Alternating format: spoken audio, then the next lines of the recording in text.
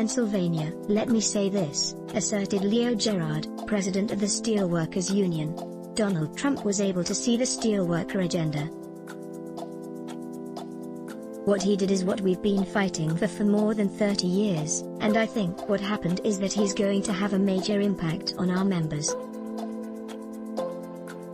It's going to make it very hard for our members to ignore what he just did, and what makes me sad is we've been trying to get Democrats to do this for more than 30 years. AFL-CIO President Trump insists that Pennsylvania, Michigan, and Wisconsin will give their electoral votes to Biden. He says that his members, which in 2016 swung all 3 states to Trump, will swing them to Biden-Harris in 2020. That isn't the kind of sentiment one typically hears for a Republican president from the United Steelworkers, USW, president, and yet, there it was. High praise. High praise indeed. Gerard held forth in a March 2018 interview with NBC's Chuck Todd, who was taken aback by these encomiums for Trump from a union chief. Todd no doubt ached to dispel such flights of fancy from such a redoubtable corner of the Democratic Party base. But this was no flight of fancy. Gerard knew. His members knew. They knew what this Republican president, Donald J. Trump, had done for them. "All we're asking for is a level playing field," Gerard continued, "and what the president has done is send a signal that he's going to help us get a level playing field. And we gave the Republicans and we gave the Democrats, we've given every government since before Clinton hope that they would do something. Trump did something." Gerard enthusiastically praised Trump's tariffs for their impact on the U.S. steel market. Gerard, who retired in July 2019, said Trump was finally helping steelworkers get a level playing field after decades of failed promises from Democrat and Republican presidents alike. He thanked Trump for tackling trade deficits, which he called a wealth transfer that was taking good jobs away. Yes, yes, and yes. So why in the world is the Steelworkers Union not supporting Donald Trump in 2020? Yep, you heard that right. In fact, why has the union gone bat crazy for his opponent, Joe Biden? Bat is a choice word here.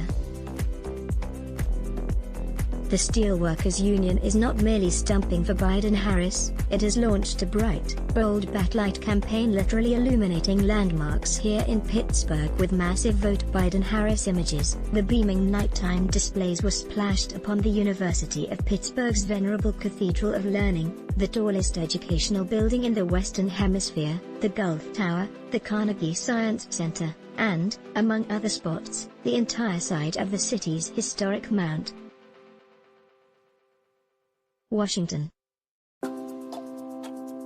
USW spokeswoman Jess Cambrumel said union officials launched the Backlight campaign as an alternative tool in an election where the opportunity for door-to-door campaigning has been hamstrung by COVID-19 lockdowns and social distancing. Well, to paraphrase Robin, holy bat nonsense, Batman. The union is aglow for Biden-Harris.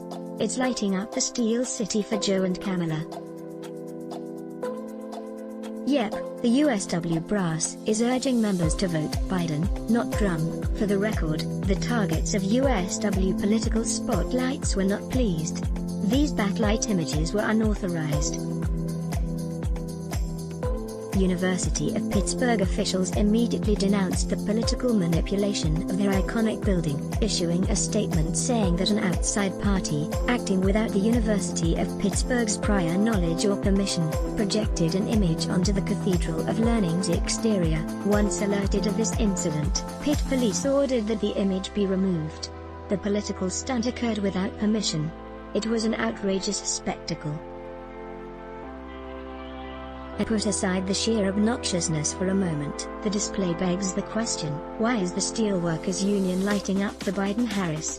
Regardless of how you feel about Donald Trump, there's no denying the man's remarkable attempt to transform the GOP into a party for blue-collar workers, for hard hats, for union guys. Good grief, look at how he has taken on China for tariffs, renegotiated NAFTA, fought for manufacturing and fracking. battled against environmentalists, the Green New Deal, and regulations. The typical union guy loves Trump. Not unusual is a display I drive by every day, a garage draped with a huge sign, "Buy American, Hire American, Vote Trump." 30 years ago, that sign would have urged, "Buy American, Hire American, Vote Democrat." Not anymore. And look again at Leo Gerard's assessment at the start of this article. Are Trump's unprecedented good deeds for the steelworkers suddenly forgotten? How could steelworkers not embrace Trump in 2020? At the least, why would their union act in such a shamelessly partisan way, brazenly illuminating Pittsburgh landmarks for political purposes without authorization, for Trump's opponent? Mind you, I know why public sector unions are for Biden-Harris, from teachers' unions to AFSCME to CU, but the steelworkers?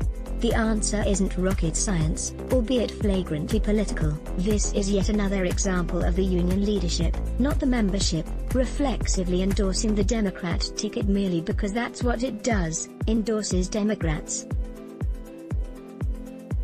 As for rank-and-file guys, you can be sure they don't like it. Not only does labor union leadership reflexively endorse Democrats, an observer in Harrisburg told me, but Joe Biden in particular is an old-time labor union-type pole and has 47 years of ties to organized labor.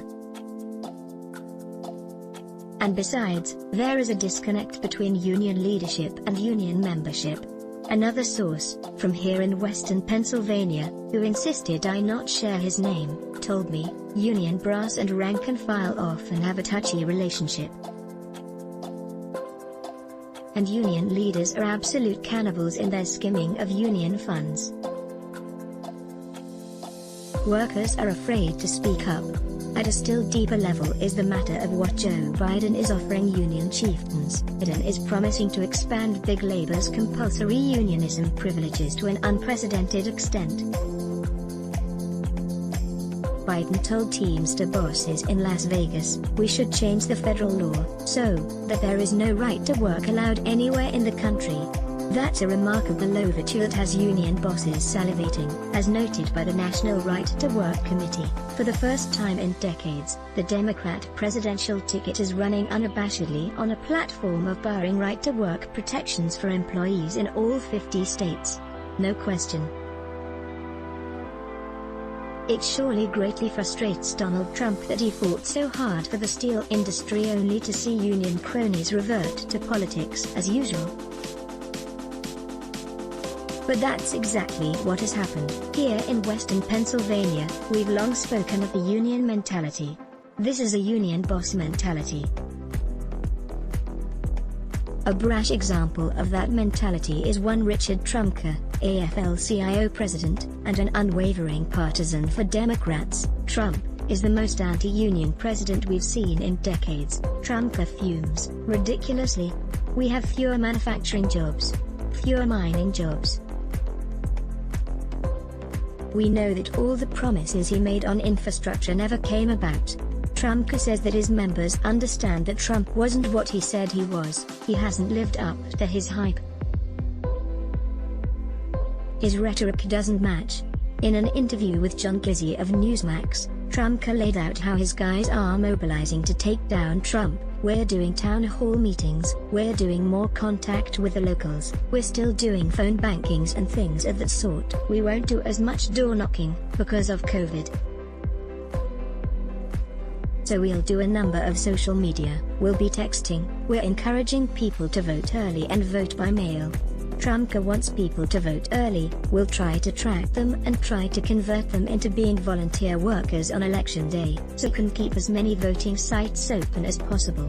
Trumka says his guys are flocking to polling places because it's obvious what Donald Trump's strategy is. It's to tamp down the voting. Trump insists that Pennsylvania, Michigan, and Wisconsin will give their electoral votes to Biden. He says that his members, which in 2016 swung all 3 states to Trump, will swing them to Biden-Harris in 2020. And then Biden-Harris could stroll into the White House and crack down on fracking, Mr. Trumka? Boy, that would be great for manufacturing jobs. There's no question, I'm in favor of banning fracking, said Kamala Harris to wild applause from liberals in a CNN presidential town hall on climate change, favoring a shutdown of an industry providing countless thousands of jobs to Pennsylvania and millions nationwide. What matters foremost to union leaders, however, is whether you have a D or an R next to your name. Richard Trumka is a classic example of union leaders' loyalty to Democrats. A friend of mine observed him at the State of the Union address several years ago during the Obama administration. I saw Trumka wandering around, poking into different sections of the gallery, taking taps on who was there. Security is amazingly tight at SOTU, yet he was allowed to wander around. He's a VIP among Democrats, a member of the family. That's an image of just how much union leaders remain in the graces of the Democratic Party, and vice versa. Just as they set Pittsburgh landmarks aglow for Biden-Harris, their hearts remain aglow for whomever the Democrats nominate. If ever there was a year where that's unmistakably clear, it's 2020. The unions like to claim that Republicans don't do anything for them. Well, now a Republican president has done big things for them, and they campaign for his opponent. Maybe Republicans should remember the ingratitude. Trump continues to fight for them anyway. Donald Trump is one Republican president whom unions should go to bat for. Instead, union bosses remain bat crazy for Democrats. Let's block ads. Show your love for him. Click the link in description. Thanks for watching.